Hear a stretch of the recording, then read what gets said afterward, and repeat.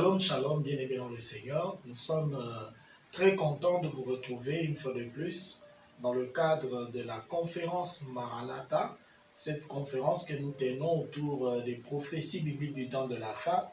Et notre grand thème de cette conférence est discerner le temps. Discerner le temps, nous l'avons déjà abordé sous plusieurs sous-thèmes, avec beaucoup de sujets, notamment nous avons eu à parler de l'enlèvement, nous avons eu à parler du plan prophétique des dieux par rapport aux événements liés au temps de la fin. Et nous avons abordé depuis 2 vidéos passées le sous-thème des prophéties de Daniel. Nous parlons des prophéties de Daniel et nous avons montré que le livre de Daniel est très en relation avec le livre d'Apocalypse et que les 2 livres devraient être considérés, devraient être exploités pour mieux cerner cette matière relative aux prophéties bibliques du temps de la fin ou encore relative aux signes du temps de la fin. Nous avons eu à parler de Daniel chapitre 2. Là, on a vu la vision de la statue du roi Nebuchadnezzar. Nous avons exploité cette vision et nous avons compris par rapport à cette vision qu'il y a 4 empires mondiaux qui allaient se succéder depuis l'époque de Daniel, donc depuis l'empire babylonien. Nous avons 4 empires mondiaux qui devront se succéder jusqu'à la venue du royaume de Dieu. Nous avons vu que le 4e empire, qui était l'empire romain, devrait subsister jusqu'à ce que le Seigneur Jésus reviendra pour écraser tous les royaumes de la terre et établir enfin le royaume de Christ ici sur la terre. La fois dernière, nous avons exploité Daniel chapitre 7 qui abordait au fait la même thématique que Daniel chapitre 2, c'est-à-dire qui nous parle des 4 royaumes mondiaux, les 4 empires universels qui vont dominer sur toute la terre avant que le royaume de Dieu ne soit instauré ici sur la terre. Et nous avons vu que dans Daniel chapitre 7, on nous présente ces 4 empires mondiaux sous forme des bêtes monstrueuses, des bêtes qui jaillissaient de la mer. La mer dont on parle ici, on a compris qu'il s'agissait de la mer Méditerranée, la grande mer, et on a vu que tous ces empires mondiaux ont une particularité, c'est qu'ils s'élèvent autour du bassin méditerranéen. Si vous lisez un peu l'histoire, vous verrez que l'empire babylonien, que ce soit l'empire des Mèdes et des Perses, l'empire grec, tout comme l'empire romain, eh bien ces empires-là se sont levés un peu autour du bassin méditerranéen pour pouvoir dominer sur l'Europe, l'Asie et même l'Afrique. C'était au fait les 3 grands continents connus de l'époque et c'est toujours autour du bassin méditerranéen que ces empires-là se sont levés. Alors nous avons vu comment Daniel, dans sa vision, il s'est beaucoup plus préoccupé de la 4e bête parce que c'était la dernière bête, le dernier royaume donc qui devrait exister avant même que le royaume de Dieu ne soit installé. C'est normal qu'il s'occupe plus de cette 4e bête parce que c'est cette 4e bête-là qui va nous introduire au fait dans le royaume de Dieu. C'est en analysant un peu les caractéristiques de cette 4e bête que nous pourrons savoir à peu près à quel moment le Seigneur peut revenir pour établir alors son règne ici sur la terre. Et lorsque Daniel examinait cette 4e bête, il a remarqué que cette 4e bête avait 10 cornes et que de ces 10 cornes-là, il y a une autre petite corne qui a finalement jailli et qui a pris de l'apparence, qui a pris un peu plus de visibilité par rapport aux autres cornes. Nous avons compris que ces 10 cornes-là représentaient les différents rois, les différentes nations qui se sont levées au sein de ces derniers empires mondiaux. Et on a vu que la petite corne qui s'est levée là, c'était l'Antichrist, cette corne qui avait des yeux, cette corne qui avait une bouche qui parle avec arrogance, cette corne qui a fait la guerre au sein. On a parlé des caractéristiques de cette petite corne et cela nous a amené à comprendre que l'Antichrist s'élèvera de ce dernier empire mondial qui est au fait l'empire romain, et nous avons vu que cet empire-là aura à un moment donné à disparaître, mais il va réapparaître. Et nous l'avons compris surtout lorsque nous sommes allés dans l'Apocalypse chapitre 13, où l'apôtre Jean aussi dans sa vision de l'Apocalypse, il a revu cette même bête-là qui avait 10 cornes et il a précisé que cette fois, cette bête avait 7 têtes. On a compris que à son stade final, à son degré terminal, donc, cette bête-là, ce dernier empire mondial que nous appelons aujourd'hui l'Union européenne, eh bien l'Union européenne, ce n'est que l'empire romain restauré et qu'à ce stade final de cet empire, eh bien il va s'élever un homme. On a parlé d'une bouche qui était là, qui parlait avec arrogance, donc c'est le porte-voix, le porte-parole, le leader de cet empire qui aura à prendre le gouvernement mondial en main afin d'imposer de nouvelles normes, de nouvelles lois qui va soumettre toute la terre entière de manière à ce que l'Antichrist puisse accomplir ses desseins avant que le royaume de Dieu ne puisse être installé ou encore avant que le Seigneur Jésus ne puisse revenir. Nous avons compris à travers cet exposé que nous sommes réellement au temps de la fin et que tout ce qui a été prédit là dans Daniel chapitre 7 concernant ce dernier empire, eh bien cela est en train de s'accomplir sous nos yeux. Aujourd'hui, bien-aimés, je voudrais que nous continuions un peu sur la même lancée, que nous parlions encore un peu plus de l'Antichrist, de ce dernier empire mondial qui existe déjà, qui est là, qui fonctionne, et nous allons essayer d'éclaircir encore un certain nombre de points relatifs à la mondialisation, mais aussi à la fameuse marque de la bête. Pour cela, je vous invite à lire avec moi le livre de Daniel toujours, mais cette fois prenons le chapitre 8. Nous allons lire donc Daniel au chapitre 8. Pendant votre temps libre ou pendant votre temps d'étude, lisez carrément tout le chapitre 8, mais pour raison de temps, je vais uniquement lire à partir du verset 23. Nous lisons donc Daniel chapitre 8, au verset 23, la Bible déclare « À la fin de leur domination, lorsque les pécheurs seront consumés, il s'élèvera un roi impudent et artificieux.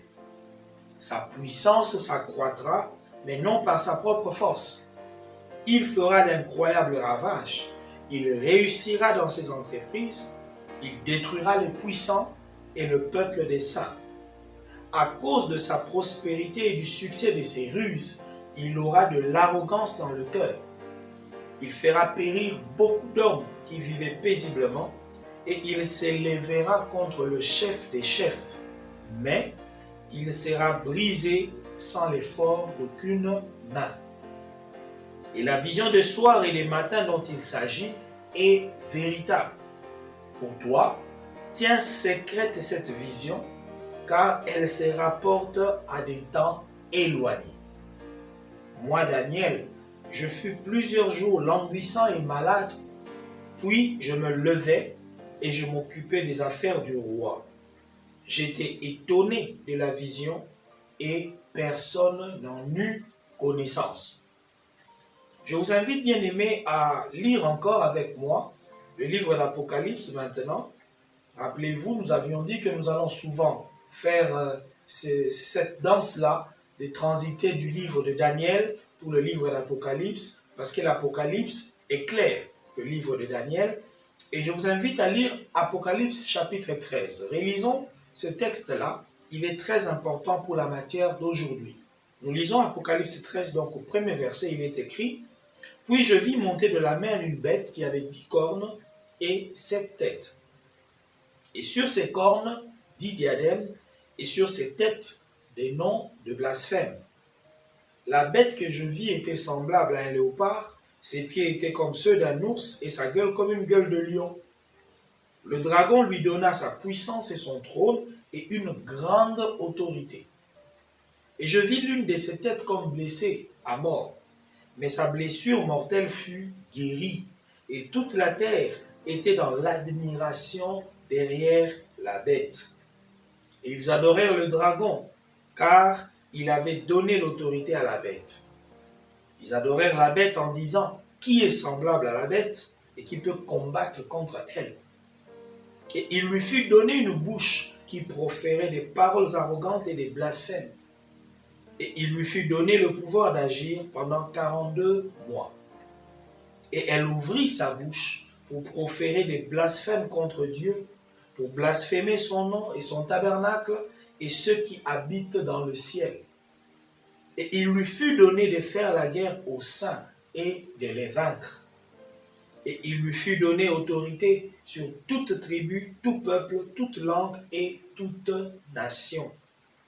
Et tous les habitants de la terre l'adoreront, ceux dont le nom n'a pas été écrit dès la fondation du monde dans le livre de vie de l'agneau qui a été immolé.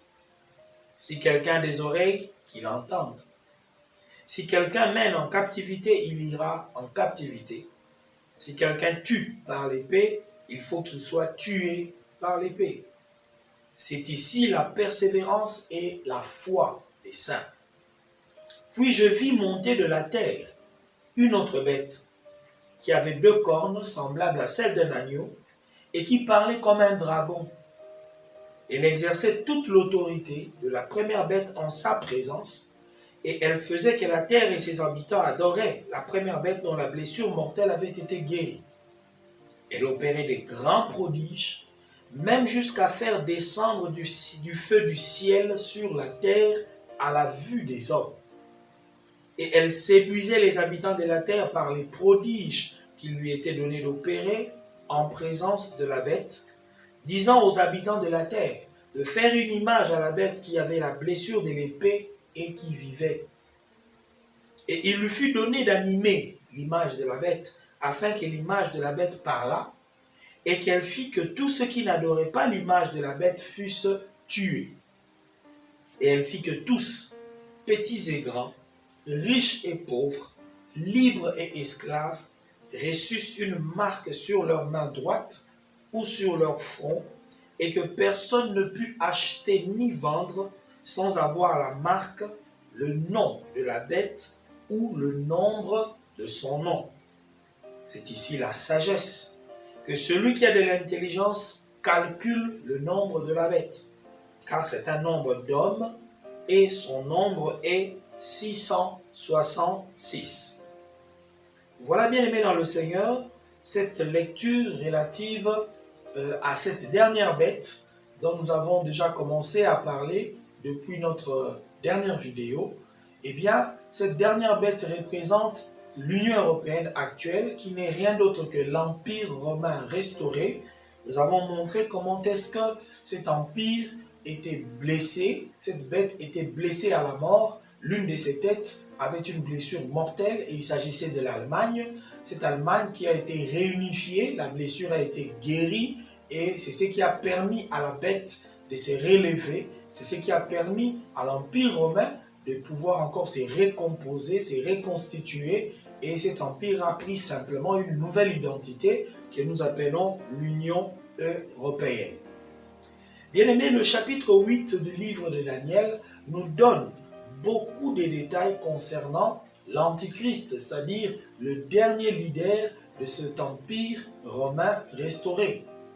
Et nous voulons essayer un peu de lire ce texte, d'aller en profondeur par rapport à ce que nous venons de lire dans Daniel chapitre 8. Le contexte d'abord est que Daniel a fait un autre songe. À part le songe qu'il a eu à faire précédemment dans Daniel chapitre 7, eh bien, sous le règne toujours de Belshazzar, fils de Nebuchadnezzar, l'empereur romain, plutôt l'empereur babylonien, eh bien, Daniel fait un autre songe. Et à l'époque où Daniel a ce deuxième songe, le premier empire mondial, donc l'empire babylonien, était prêt à disparaître. Belshazzar d'ailleurs, cet empereur-là, Belshazzar, fils de Nebuchadnezzar, était le dernier souverain. Il fut le dernier souverain de cet empire babylonien. Alors cette vision que Daniel a, cette vision ne concerne pas tellement l'empire babylonien qui était déjà prêt à disparaître. Quand vous lisez Daniel chapitre 8 en entier, vous verrez que la vision concerne les deux empires qui allaient succéder l'empire babylonien. Il s'agit de l'empire des Mèdes et des Perses, mais aussi de l'empire grec. Et Daniel a vu ces deux empires-là sous la forme de deux animaux encore. Vous verrez qu'il y a toujours cette image des animaux qui reviennent dans le livre de Daniel. Daniel voit deux animaux, un bélier et un bouc. Et l'ange Gabriel qui était là pour lui donner des explications, lui a expliqué que le bélier que tu as vu représente l'empire des Mèdes et des Perses, tandis que le bouc que tu as vu représente l'empire grec d'Alexandre le Grand. C'est cela un peu le contexte initial du songe que Daniel a cette fois-ci. Et dans cette vision, Daniel voit comment est-ce que l'empire grec va remporter une grande victoire sur l'empire des Mèdes et des Perses. Donc les Mèdes et les Perses viendront conquérir l'empire babylonien.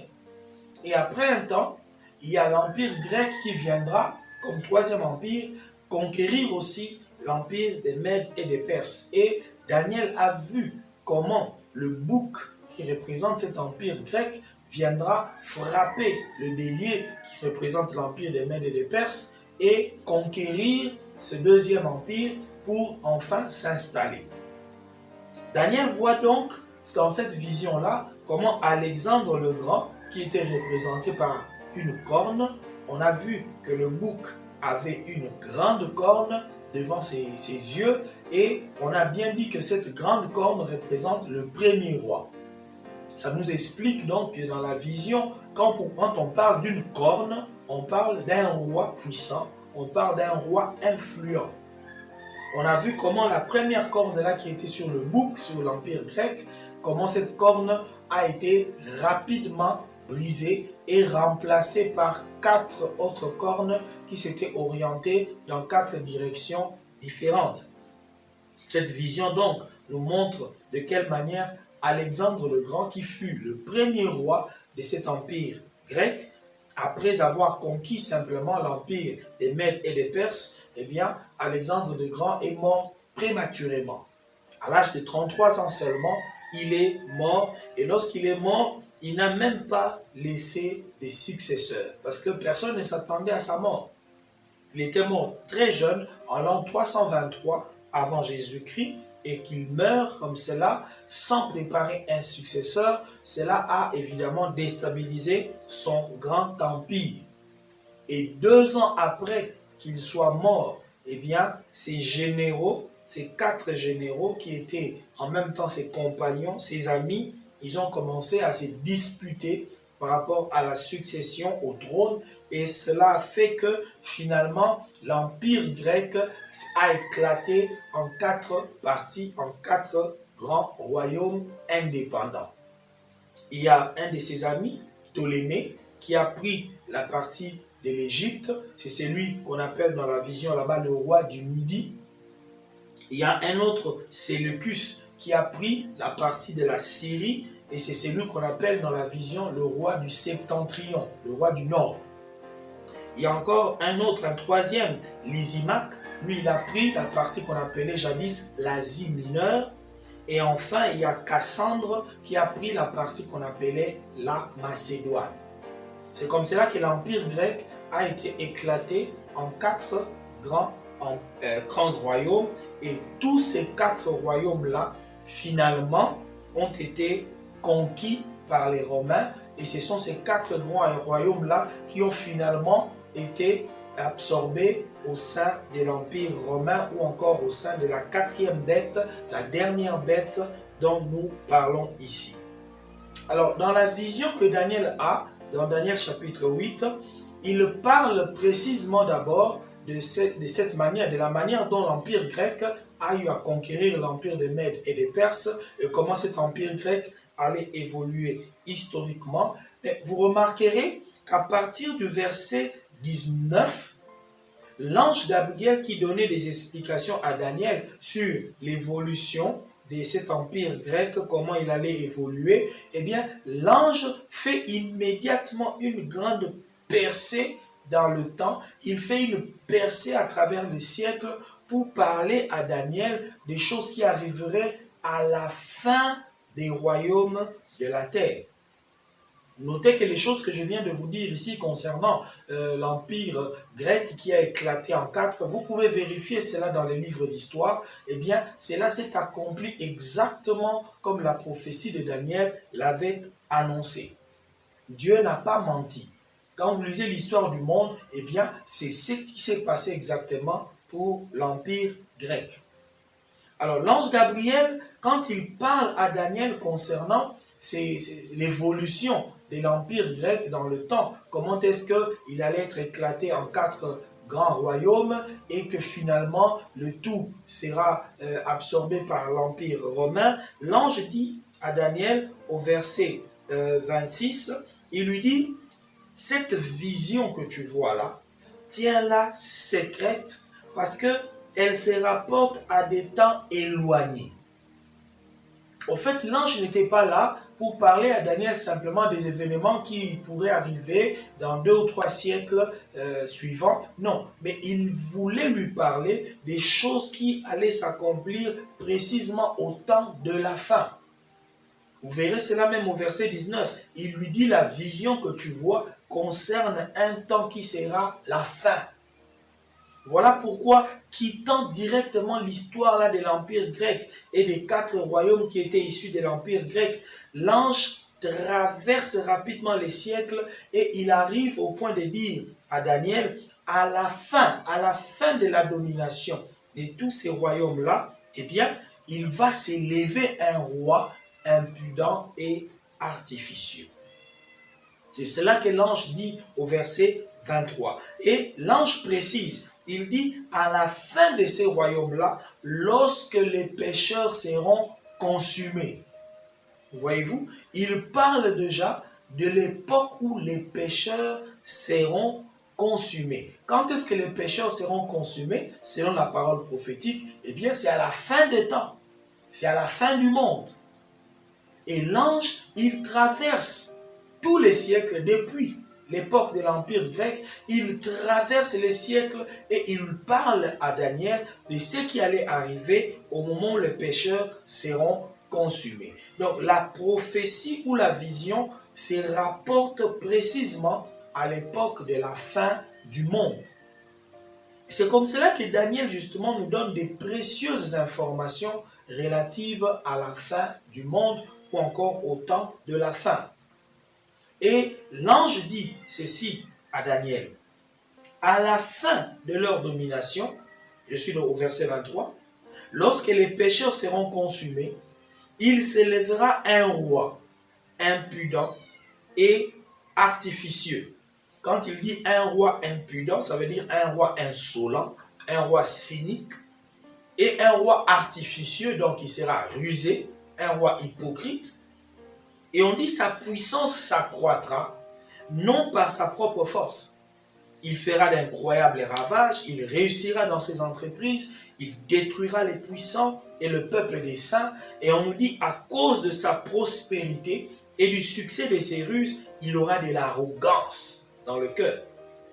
Il fera périr beaucoup d'hommes qui vivaient paisiblement et il s'élèvera contre le chef des chefs, mais il sera brisé sans l'effort d'aucune main. Remarquez qu'il est ici encore question d'un roi qui s'élève. Rappelez-vous quand on a parlé de la petite corne de Daniel chapitre 7, eh bien la petite corne aussi s'élevait pour prendre de l'apparence. Et ici on nous dit qu'il y a un roi aussi au temps de la fin qui va s'élever sur cette 4e bête qui représente le dernier empire universel ou le dernier empire mondial. Et on nous montre que ce roi-là qui s'élève au temps de la fin, il est insolent, il est rusé. Or, la petite corne de Daniel 7 aussi, on l'a décrit comme un roi qui était arrogant, un roi qui était insolent. Tout montre que ce roi dont on parle ici, qui va s'élever au temps de la fin, est identique à la petite corne de Daniel chapitre 7. On nous dit sa puissance s'accroîtra, mais non par sa propre force. Vous voyez?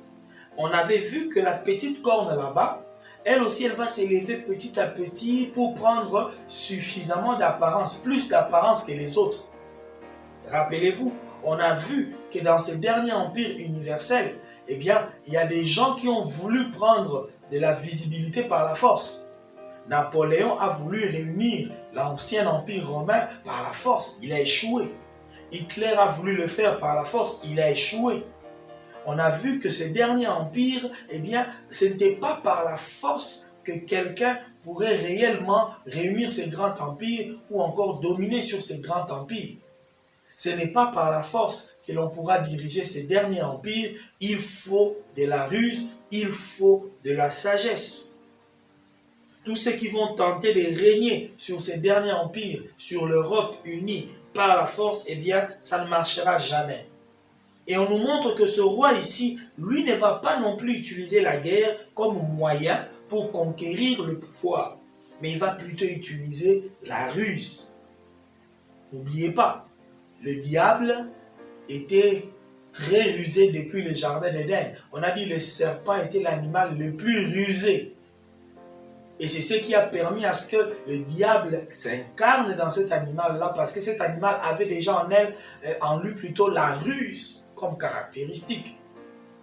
Et ici, on nous parle d'un roi aussi qui est très rusé, un roi qui est très malin, un roi qui est hypocrite, un roi qui a des stratagèmes. L'Antichrist bien-aimé, ça sera au fait le diable qui va s'incarner à nouveau dans un homme. Et cet homme ici, on décrit comme un homme rusé, un homme qui aura des stratégies politiques, qui va faire des stratagèmes politiciens pour accroître son influence et finalement pour régner sur le monde entier. On décrit encore ce roi en disant qu'il fera d'incroyables ravages. Il détruira les puissants. Voyez-vous, on nous parle de ce roi comme quelqu'un qui va détruire les puissants. On avait vu que la petite corne, pour s'élever et prendre plus d'apparence que les autres, eh bien, il a eu à abaisser 3 autres cornes. Comme quoi, il va chercher à diminuer l'influence des autres personnes qui étaient aussi puissantes, afin que lui-même, ce roi-là, puisse avoir de la visibilité ou réunir plus de pouvoir autour de sa personne. La Bible nous dit, ce roi-là, il va détruire le peuple des saints. Il aura de l'arrogance dans le cœur et il fera périr beaucoup d'hommes qui vivaient paisiblement. Rappelez-vous, on a eu à voir que la petite corne aura à faire tomber, comme on l'a dit, 3 premières cornes pour se faire de la place, et que cette petite corne aura de l'arrogance, et on a vu qu'elle ferait aussi la guerre aux saints. Et c'est cette petite corne qui a eu à provoquer même la grande tribulation par laquelle des milliers d'âmes périront. Ici aussi, on montre que ce roi, il va faire périr beaucoup d'hommes qui vivaient tranquillement. Toutes les caractéristiques de ce roi ici, de Daniel chapitre 8, eh bien, ça fait allusion à la petite corne de Daniel chapitre 7. Cela veut dire, ce roi ici n'est nul autre que l'Antichrist. Vous voyez que dans Daniel chapitre 8, on nous donne d'autres détails relatifs à l'Antichrist, à la petite corne dont on a parlé dans Daniel chapitre 7. Cela confirme qu'au temps de la fin, il va effectivement y avoir un roi, un homme qui va avoir une domination mondiale, un homme qui va avoir une influence internationale, qui prendra la direction des affaires du monde, des royaumes de la terre, et qui s'imposera comme le leader mondial, le leader du monde entier. Le texte de Daniel 8 nous dit qu'à la fin, ce roi-là, il va s'élever contre le chef des chefs. Quand on dit qu'il va s'élever contre le chef des chefs, eh bien, il s'agit simplement de Christ. On dit qu'il s'élèvera contre le chef des chefs, mais il sera brisé sans l'effort d'aucune main. Voyez-vous? l'Antichrist, eh bien, il va s'opposer à Christ. Au moment du retour de Christ, bien-aimé, la Bible nous montre que l'Antichrist et toute son armée et toutes les nations qui seront à sa solde, eh bien, ils vont se réunir, se rassembler pour s'attaquer au peuple de Dieu, pour s'attaquer aux enfants de Dieu. C'est alors que Christ reviendra aussi en gloire pour s'attaquer contre l'Antichrist. Il y aura comme un affrontement entre Christ et l'Antichrist dans cette fameuse guerre qu'on appelle Armageddon. Eh bien, on montre ici clairement comment est-ce que l'Antichrist s'élève contre le chef des chefs, mais on nous dit qu'il sera brisé sans l'effort d'aucune main. Rappelez-vous, lorsqu'on a eu à parler de la petite pierre qui avait quitté la montagne, qui est venue frapper la statue au pied, eh bien on a vu que cette petite pierre-là représentait Christ, dont le retour viendra pour écraser le dernier empire, le royaume donc de l'Antichrist.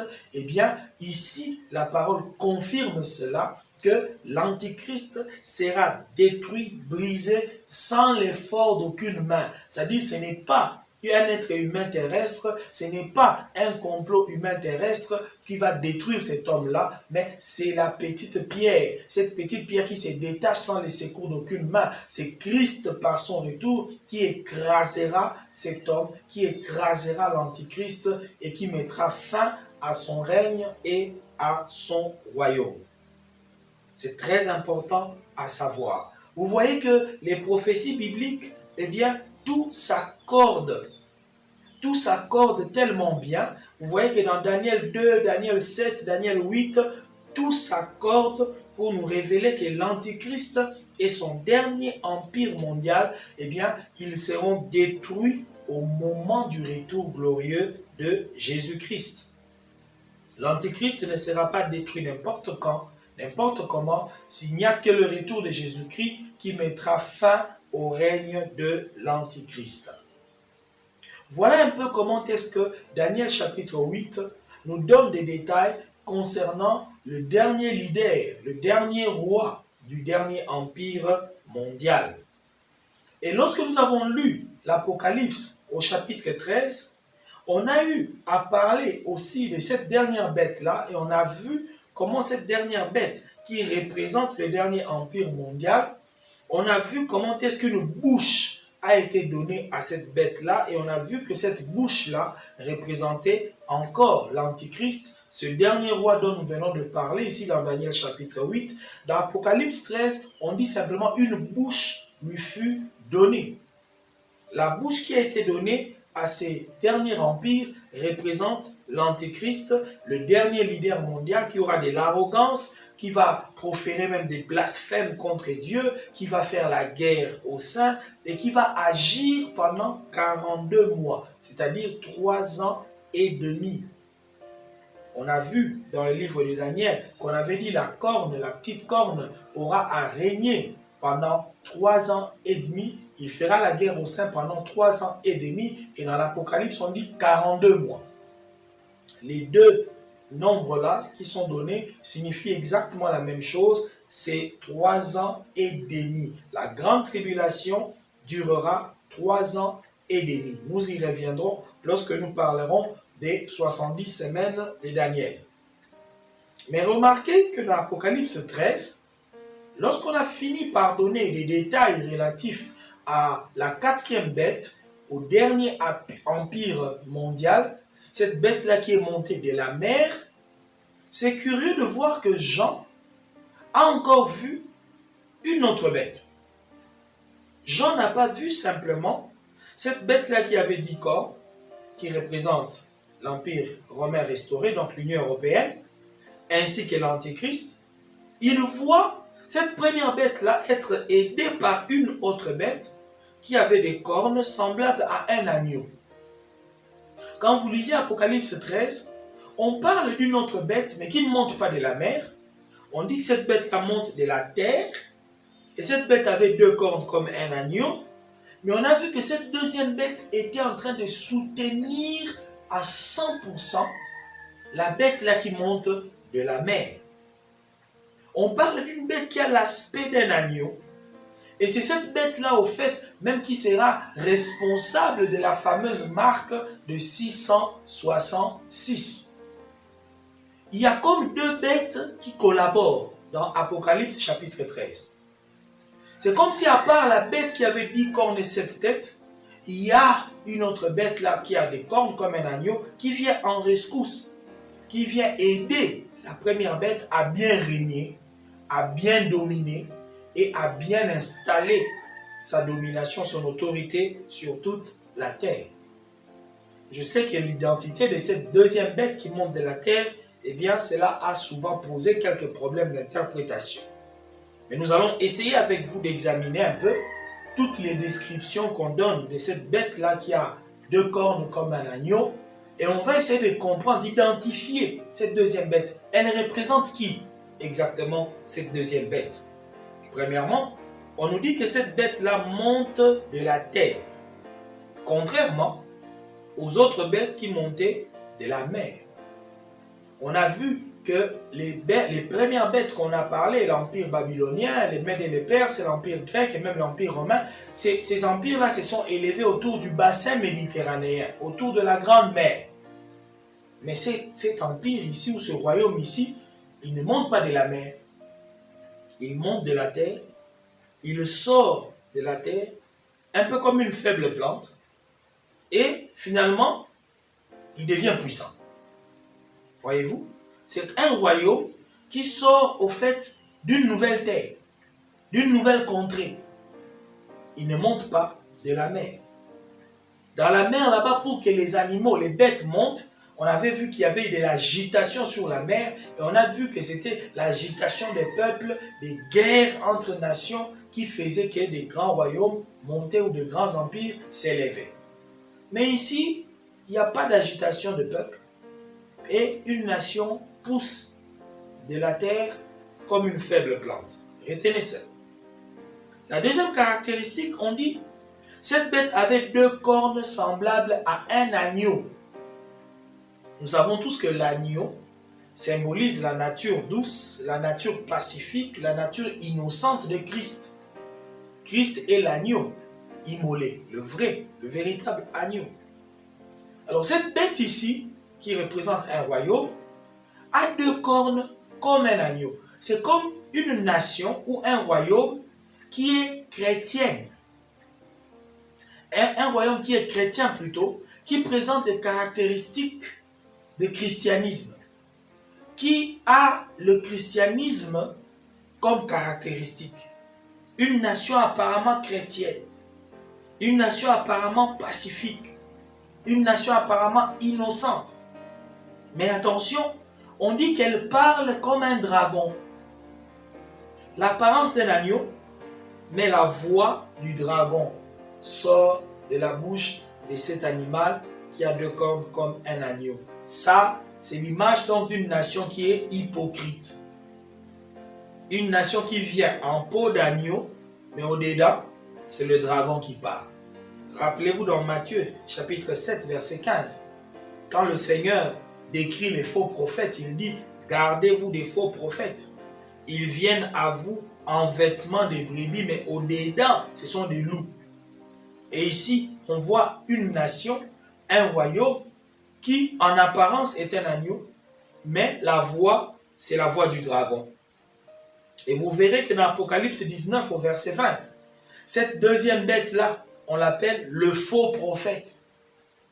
On l'appelle le faux prophète avec raison, parce que cet animal a l'apparence d'un agneau, mais parle comme un dragon.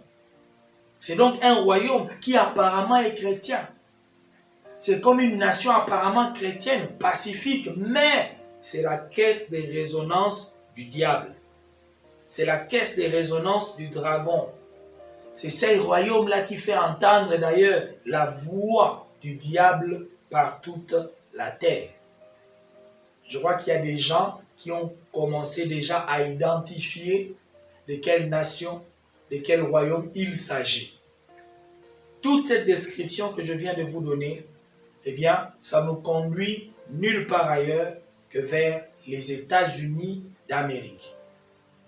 Il y a beaucoup d'interprètes, beaucoup d'étudiants de la Bible, de prédicateurs qui ont fait cette même allusion.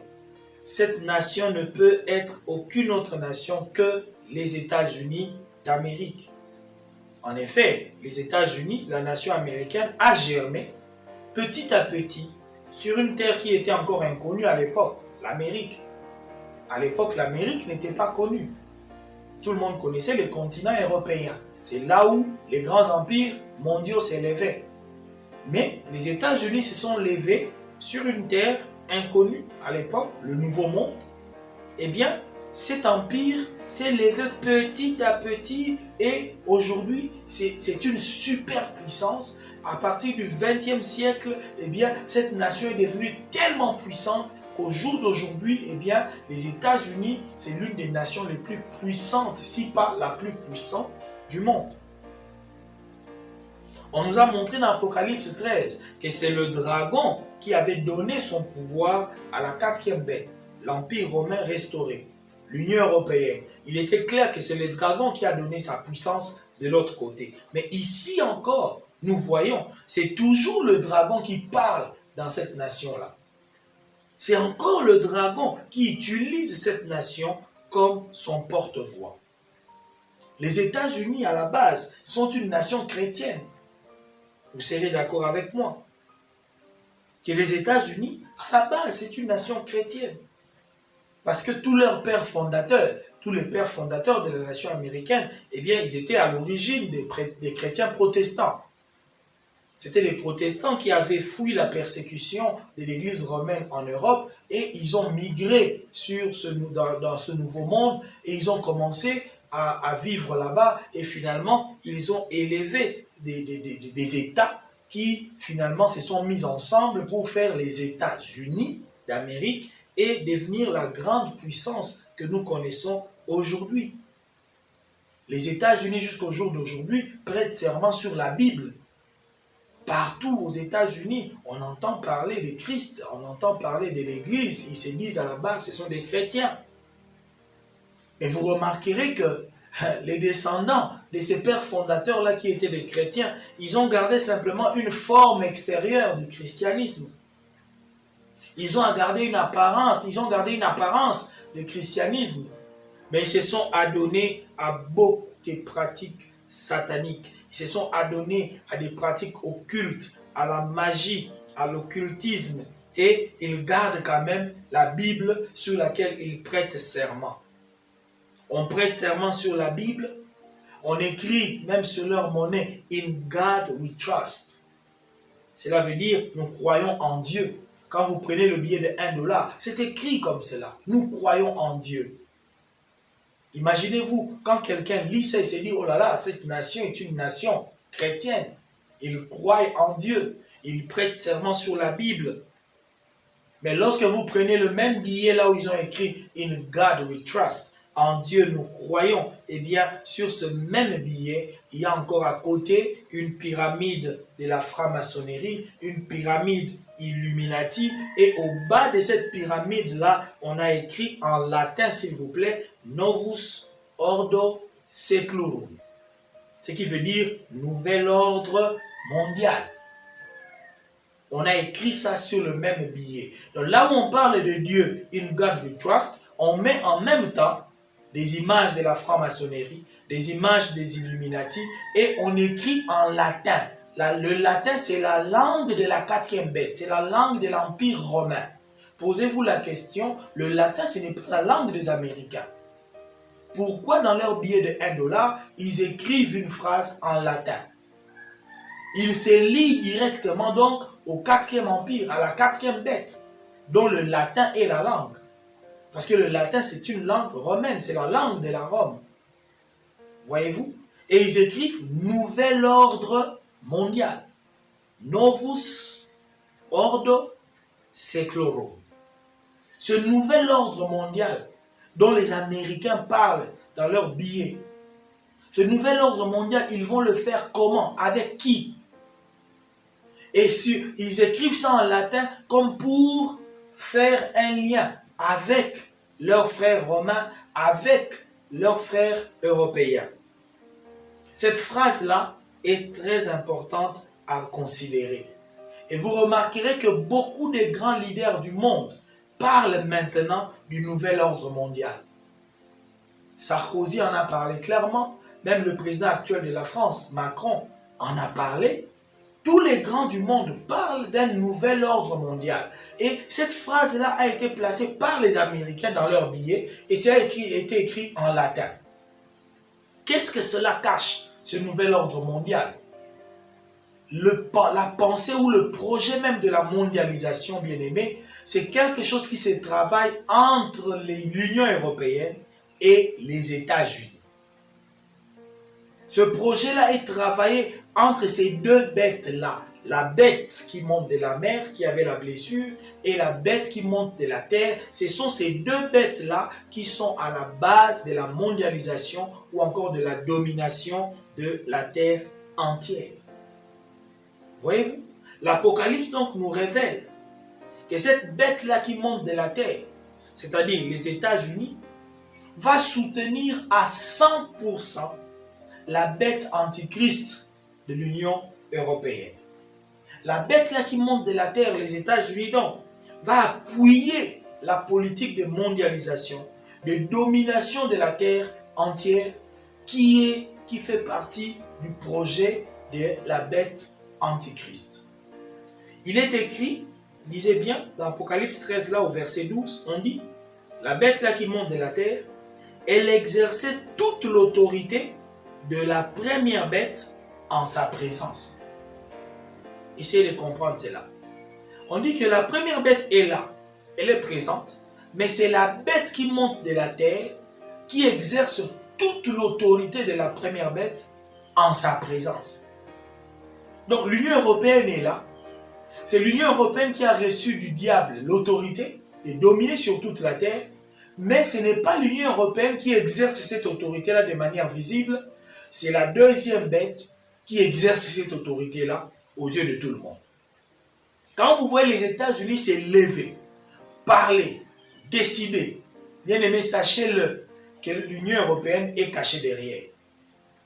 L'autorité que les États-Unis utilisent pour s'imposer sur toute la terre, bien aimé, ils ne le font pas seuls. Leurs frères européens sont toujours associés à eux, sont toujours derrière eux, sont cachés derrière eux. C'est la deuxième bête qui exerce l'autorité, mais en présence de la première bête. C'est très important. Et on dit que c'est cette bête-là qui monte de la terre, donc les États-Unis. On dit que c'est elle qui faisait que la terre et ses habitants puissent adorer la première bête dont la blessure mortelle avait été guérie.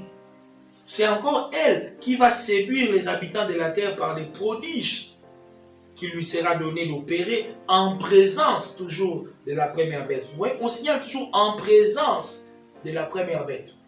Disant aux habitants de la terre de faire une image à la bête qui avait la blessure de l'épée et qui vivait. Or, c'est ce que nous vivons aujourd'hui, bien-aimés.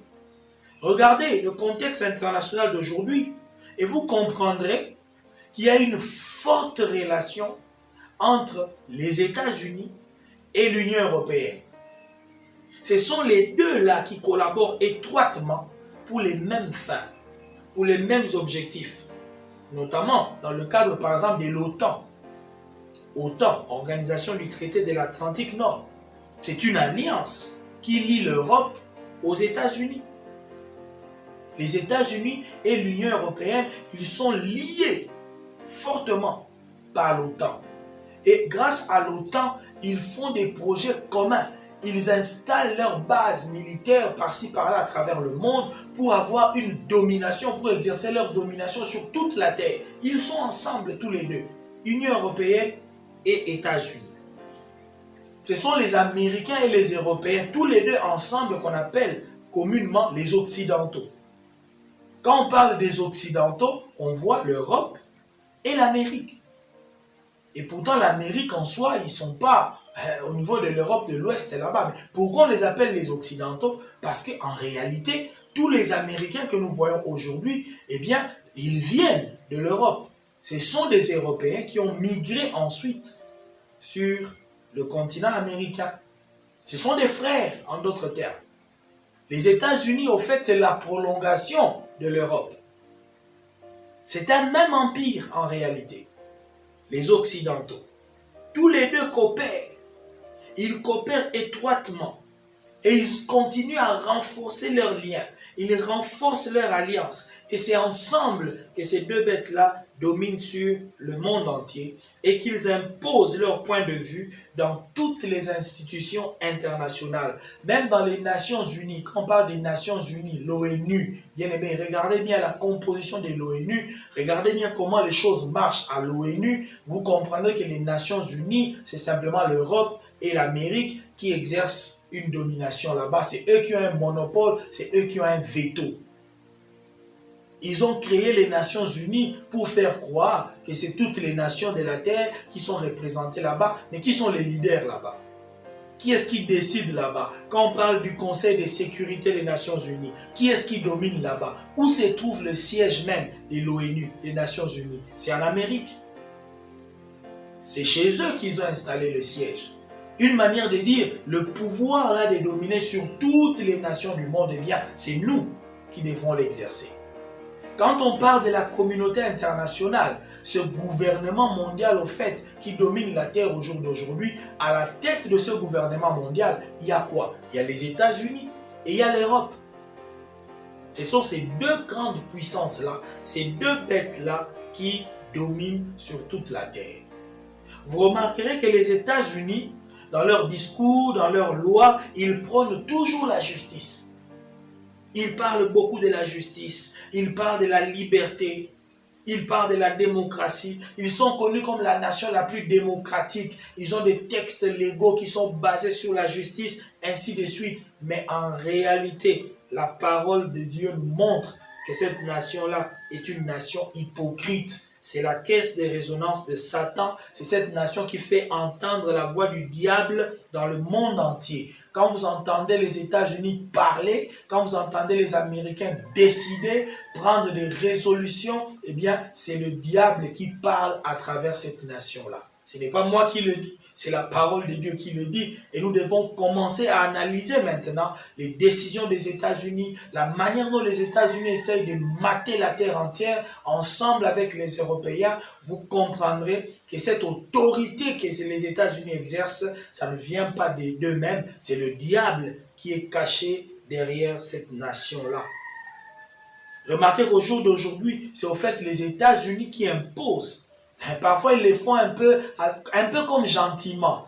Vous voyez, ils sont hypocrites au fait. C'est un peu avec une certaine gentillesse, comme si c'était pour une bonne cause, mais ils imposent au fait à tous les gouvernements du monde de commencer à adopter certains principes de gouvernance, à adopter certaines lois, et ces lois-là, ils les qualifient comme étant des normes internationales. On oblige à toutes les nations d'adopter un système, la démocratie, un système de gouvernance, un système de gestion des États, et on dit que ce sont des normes internationales. Tout le monde doit suivre ces normes internationales. Pourquoi est-ce qu'une nation ne serait pas libre de gérer son pays comme il l'entend? Pourquoi est-ce qu'un pays ne serait pas libre d'avoir un système politique de leur choix? Pourquoi les États-Unis s'impliquent-ils toujours dans les affaires des pays d'autrui, des nations d'autrui? Et ils imposent des lois. Ils imposent des principes. Ils ordonnent. Non, vous devez faire ceci. Non, vous devez diriger comme cela. Il faut que la démocratie entre dans ces pays-là. Et quand vous résistez, ils peuvent même vous faire la guerre, renverser votre pouvoir pour imposer leur système à eux. C'est ce qu'ils ont fait en Irak. Ils viennent, ils renversent une autorité et ils installent un système qui est propre à eux, qu'eux estiment être le bon pour ce peuple-là. Et les gens croient que les États-Unis le font par altruisme, par bon cœur, pour mettre la paix dans un pays, pour aider la population d'un pays, qu'un dictateur est en train de maltraiter ces peuples-là. Bien aimé, ça n'a rien à voir avec de la bonne foi. C'est une politique de domination, c'est une politique de mondialisation pour installer leur autorité sur toute la terre. Ce sont les États-Unis bien-aimés qui ont pratiquement obligé les nations africaines à renforcer leurs relations dans une union semblable à l'Union européenne. À l'époque, nous avions l'OUA. l'organisation de l'unité africaine. Mais les États-Unis ont fait pression. Il y a États-Unis d'Amérique, il y a Union européenne, alors vous devez aussi avoir l'Union africaine. L'Afrique doit aussi s'unir. Il faut faire exactement ce que l'Europe a fait. Il faut commencer à briser les frontières. Il faut chercher à avoir une monnaie unique. Il faut absolument copier, faire une image de la première bête.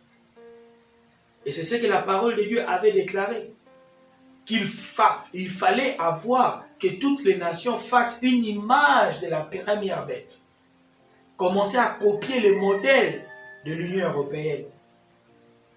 Et les États-Unis, à travers des institutions internationales, la Banque mondiale, le Fonds monétaire international, l'Organisation mondiale du commerce, ils ont créé comme ça des institutions à caractère international, ils ont créé comme ça des institutions régionales, à travers lesquelles ils imposent leurs pensées, ils imposent leur domination.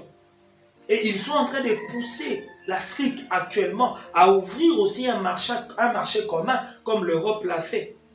On impose à l'Afrique aujourd'hui d'ouvrir aussi des frontières, de bannir les taxes douanières entre pays voisins. Les gouverneurs de nos banques centrales d'Afrique, eh bien, ils se sont réunis tout récemment là pour commencer déjà à envisager l'idée d'une monnaie unique africaine d'ici 2025. J'ai même lu déjà le nom, on a même trouvé le nom déjà de cette monnaie-là. On est en train d'étudier déjà comment avoir cette monnaie. Tout récemment, la France par exemple, eh bien, elle renonce au franc CFA pour permettre aux pays de l'Afrique de l'Ouest de commencer à entrer dans ce projet régional d'avoir une monnaie unique africaine. De même que l'Europe a l'euro, l'Afrique bientôt devra avoir aussi une monnaie unique. Pourquoi? Parce qu'il faut que les nations de la terre fassent une image de la première bête. C'est ce que la prophétie avait déclaré. Et voilà comment cette prophétie est en train de s'accomplir. Les nations de la terre sont conduites à faire une image de la première bête, c'est-à-dire chercher à tout prix à reproduire un modèle politique, un modèle économique, social, juridique, un modèle de gouvernance identique au modèle européen, identique aux standards du dernier empire mondial. Et ce sont les États-Unis qui sont chargés d'imposer ces normes dites internationales partout à travers le monde. Tous les dirigeants des nations qui se plient à ces exigences-là, eh bien, on les soutient, on les finance. Quand un dirigeant du monde accepte les exigences des États-Unis et de l'Union européenne, on le soutient, on le vante, on le déclare comme un homme bon. Et tous ceux qui refusent sont taxés de dictateurs. Ah, c'est un dictateur. Pourquoi? Parce qu'il refuse la domination européenne, la domination américaine. Quand vous refusez cela, vous êtes taxé de dictateur et on peut faire tout pour vous évincer du pouvoir. Voilà comment fonctionne le monde. Je pense que personne ne va me contredire par rapport à ce que je dis. Le monde d'aujourd'hui fonctionne comme cela. Voilà comment l'Union européenne ainsi que les États-Unis cherchent donc à atteindre leur vision de mondialisation, leur politique de mondialisation pour marquer, imposer leur domination sur toute la terre. Vous remarquerez que les États-Unis, l'une des armes que les États-Unis utilisent contre ceux qui refusent d'obtempérer à ces injonctions, notamment dans le cas de la Russie, quand la Russie a refusé par exemple d'obéir aux États-Unis sur le dossier ukrainien, sur l'Ukraine, quand ils ont annexé la Crimée, eh bien, les États-Unis n'ont qu'une seule arme, des sanctions économiques. Quand l'Iran, par exemple, refuse d'obéir aux États-Unis par rapport à leur projet nucléaire, tout comme la Corée du Nord, vous verrez que les États-Unis imposent toujours des sanctions économiques, c'est-à-dire ils placent ce pays-là sous embargo économique, empêchant à ces pays-là soit de vendre ces produits ou alors d'acheter des produits à travers le monde. Quand vous refusez la domination américaine ou européenne, on frappe d'embargo votre pays, votre nation. Vous ne pouvez plus vendre vos ressources, vous ne pouvez plus non plus acheter certaines ressources venant des autres nations. On vous empêche de vendre ou d'acheter. Or, c'est exactement ce qui est dit au verset 15. que personne ne pouvait acheter ni vendre s'il n'avait pas la marque de la bête sur sa main ou sur son front. Eh bien, dans ce verset-là, c'est comme si on parle des individus simplement, qui à un moment donné ne seront plus capables de vendre ni d'acheter sans avoir une marque de l'Antichrist ou encore la marque du dernier empire mondial. Mais au moment où nous parlons, bien aimés, c'est déjà pratique au niveau des nations, au niveau des institutions, au niveau des États. Un État qui n'accepte pas de se soumettre au pouvoir de l'Antichrist, plutôt au pouvoir du dernier empire.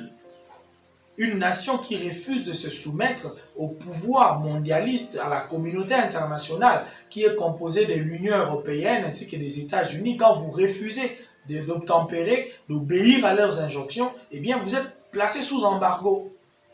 Et lorsque ces mêmes contraintes-là seront imposées au niveau des individus, quand ça en arrivera au niveau des individus, alors bien aimé dans le Seigneur, c'est ainsi que la marque de la bête entrera en vigueur.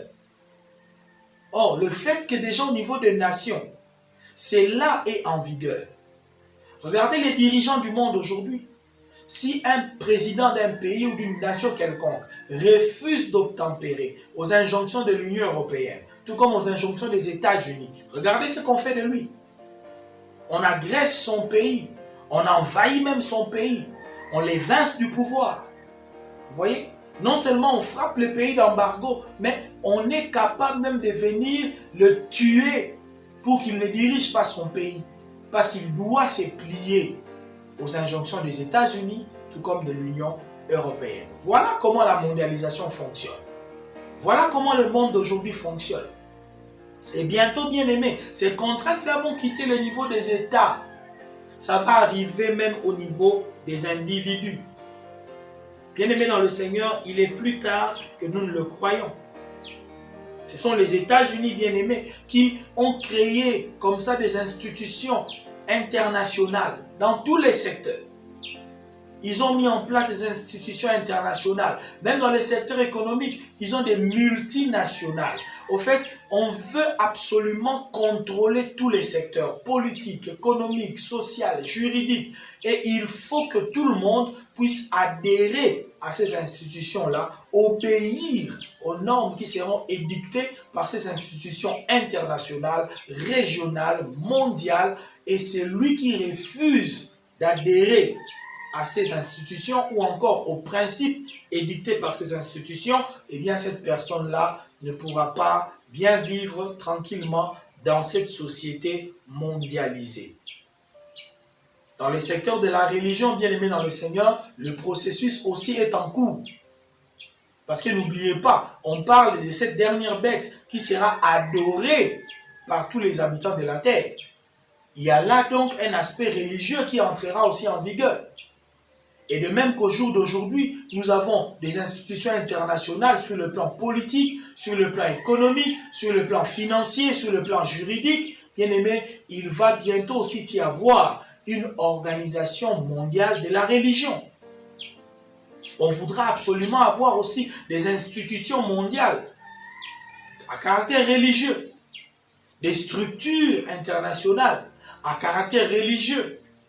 Parce qu'il faut aussi avoir le contrôle du secteur de la religion. C'est très important.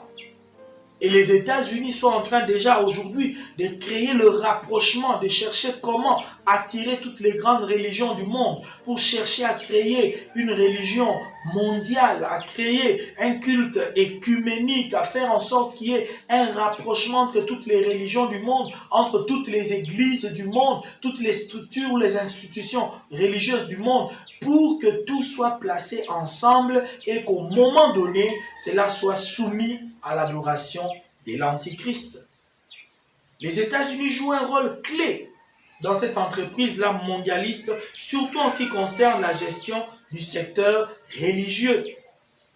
De même qu'on a l'Organisation mondiale du commerce aujourd'hui, on a la Cour pénale internationale, eh bien, on veut aussi avoir une organisation religieuse mondiale. Les États-Unis ont déjà mis en place une structure qu'on appelle le Conseil mondial des églises. Cette structure-là a pour mission d'unifier, d'uniformiser les systèmes de croyance, d'attirer les religions, de permettre aux dirigeants politiques d'avoir le contrôle sur les religions en mettant tout dans un même paquet. Vous savez qu'on dit, la religion c'est l'opium du peuple. Les hommes politiques savent que si on laisse le secteur religieux, on laisse vraiment la liberté dans le secteur religieux, ça ne marchera pas, on ne pourra pas avoir le contrôle des individus. Alors il faut que le secteur religieux aussi soit réglementé. Il faut que tout le monde adhère à des mêmes plateformes, à des mêmes structures, afin que la politique puisse avoir le contrôle même sur la religion. Aujourd'hui, on parle beaucoup d'œcuménisme, on parle des rapprochements des églises, des rapprochements des religions. On veut absolument créer un regroupement des institutions religieuses. En Europe et aux États-Unis, quasiment ces choses faites. Vous ne pouvez pas avoir une église sans adhérer à une grande plateforme. Et cette démarche-là de mondialisation, eh bien, même en Afrique, il y a maintenant cette démarche, on oblige les églises aussi à adhérer à des plateformes, à des grandes structures. On veut que toutes les confessions religieuses puissent entrer dans des grandes structures, avoir en quelque sorte des multinationales religieuses. On ne veut plus avoir des églises totalement indépendantes ou avoir une religion totalement coupée des autres. Bien aimé, on veut absolument que tout le monde adhère à des grandes structures. Même chez nous ici au Congo, avant le confinement, il y a des lettres qui ont circulé dans toutes les églises, obligeant toutes les églises à adhérer à des grands groupes. On a parlé de l'État congolais qui a émis un ordre comme quoi on ne peut pas avoir des églises, des milliards d'églises là qui n'appartiennent pas à des grandes structures. Il faut que tout le monde adhère à une plateforme, adhère à une grande structure parce que l'État congolais ne va reconnaître qu'une dizaine tout au plus de grands groupes ou de grandes plateformes religieuses. Voyez-vous, il faudra à un moment ou à un autre adhérer à une grande plateforme parce qu'il faut que les États aient le contrôle sur le secteur religieux. Cela va venir. Et c'est ça qui va amener à la marque de la bête. Parce que lorsque les contraintes vont quitter le niveau des États, des nations, des institutions, pour arriver au niveau des individus, lorsqu'il faudra savoir maintenant de quelle obédience religieuse vous êtes, lorsqu'il y aura des nouvelles normes religieuses imposées aux populations, alors la marque de la bête va entrer en scène. Parce qu'il faudra de vous-même maintenant, en tant qu'individu, soit suivre le modèle religieux qui sera édicté par ce gouvernement mondial. Faute de cela, eh bien, vous ne pourrez plus vivre normalement. Vous allez perdre même votre droit d'acheter ou de vendre. De même que les nations, les États perdent leur droit d'acheter ou de vendre, ils sont frappés d'embargo. Et bien aimé, ça va descendre au niveau maintenant des individus. Les individus seront soumis aussi aux mêmes contraintes. Avoir la marque de la bête bien-aimée au front ou encore à la main. Le front symbolise la pensée, la mentalité, l'idéologie. La main symbolise les œuvres ou les actions. Lorsque vous allez accepter justement le modèle antichrist, le modèle religieux de ce gouvernement mondial, eh bien, vous serez marqué au front. C'est-à-dire vous aurez cette mentalité, cette idéologie-là. Et vous allez produire les œuvres correspondantes, la main. C'est comme cela que la marque de la bête sera donnée aux gens. Ça commencera par une idéologie, l'acceptation d'une idéologie, l'acceptation d'une mentalité, d'un système. L'adhésion mentale et l'adhésion comportementale à ce système-là. Et c'est comme cela que vous allez aboutir maintenant à un signe visible, parce que la marque de la bête bien-aimée finira par être un élément visible, un élément qui sera plus ou moins détectable dans le secteur du commerce, tel que les marchés ou les magasins, parce qu'il est écrit, personne ne pourra acheter ni vendre sans avoir cette marque-là. Et bien-aimé dans le Seigneur, cette marque va être appliquée dans le secteur certainement de la monnaie, dans le système monétaire que nous avons aujourd'hui, des cartes à puce électronique qui nous permettent de faire nos courses aujourd'hui. On pourra alors placer comme ça sous votre peau une puce électronique. On pourra placer cela sous la main, sous le front, et cela va servir de pièce d'identité, ça va servir de carte de crédit, de passeport.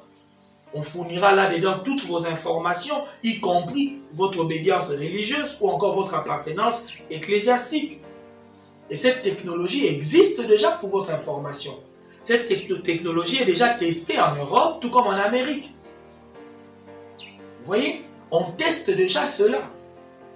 Et on voudra à un moment donné à ce que tous les individus sur cette terre puissent avoir cette marque-là, puissent avoir cette puce-là qui fournira toutes vos informations, qui montrera même votre appartenance religieuse.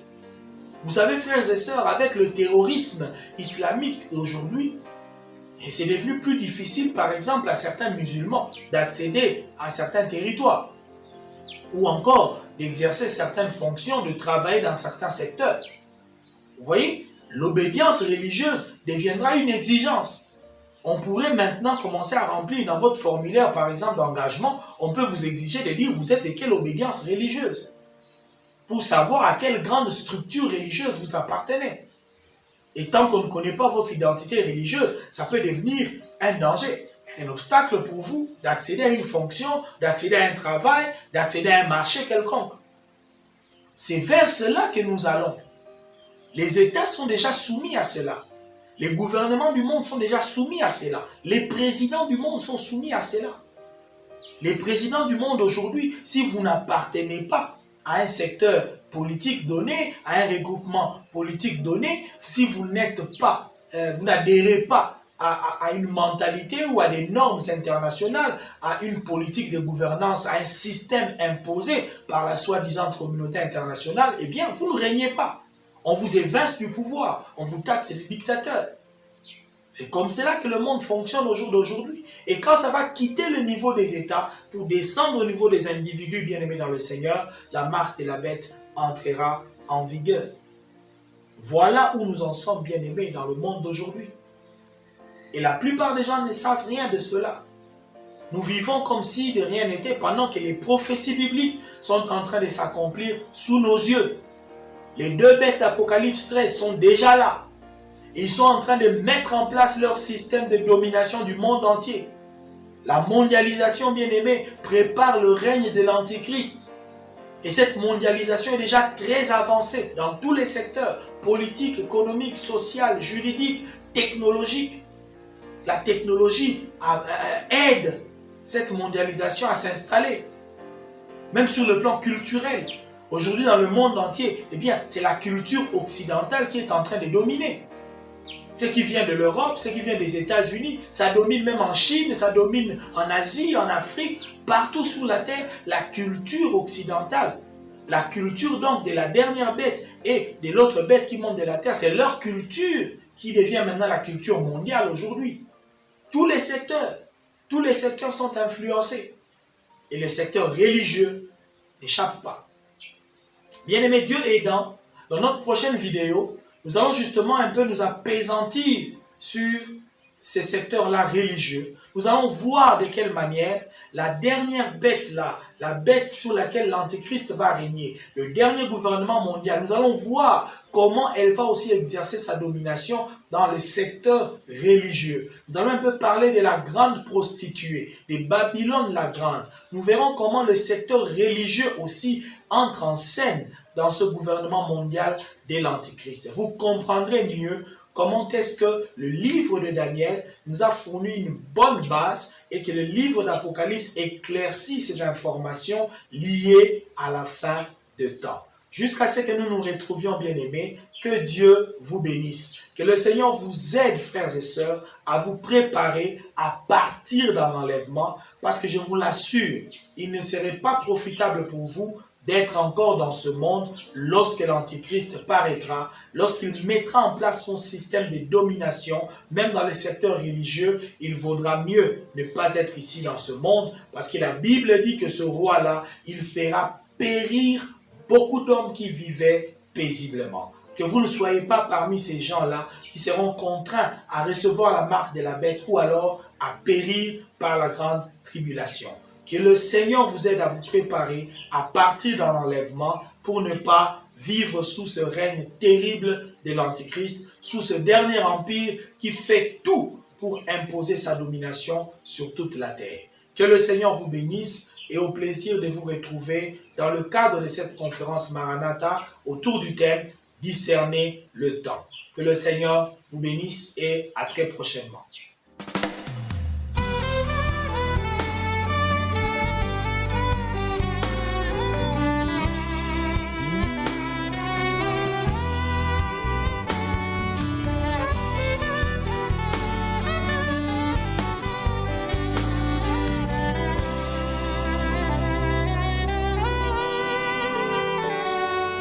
Je